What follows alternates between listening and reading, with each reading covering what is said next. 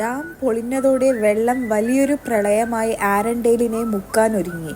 പക്ഷേ എൽസ വെള്ളക്കുതിരയിൽ കുതിച്ചു ചെന്ന് വെള്ളം ആരൻഡെയിലിലേക്ക് എത്തുന്നതിനു മുൻപ് തന്നെ മഞ്ഞാക്കി ആരൻഡെയിലിനെ രക്ഷപ്പെടുത്തി. ഡാം തകർന്നതോടെ എൻചാന്റഡ് ഫോറസ്റ്റ് തിരികെ സാധാരണ നിലയിലായി. എല്ലാവരും സന്തോഷത്തിലായിരുന്നെങ്കിലും ആന്നയ്ക്ക് മനസ്സിൽ ഇടഞ്ഞു നിൽക്കുന്നത് എൽസയെക്കുറിച്ചായിരുന്നു.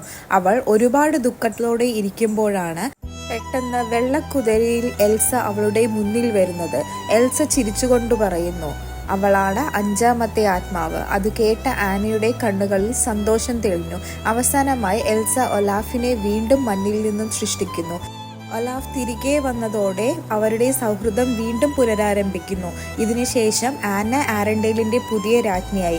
അതേസമയം എൽസ എൻചാന്റഡ് ഫോറസ്റ്റിന്റെ സംരക്ഷകയും അവിടുത്തെ അതിഥിയുമായി തുടരുന്നു, ഒരു പ്രകൃതിയുടെ രാജ്ഞിയായി.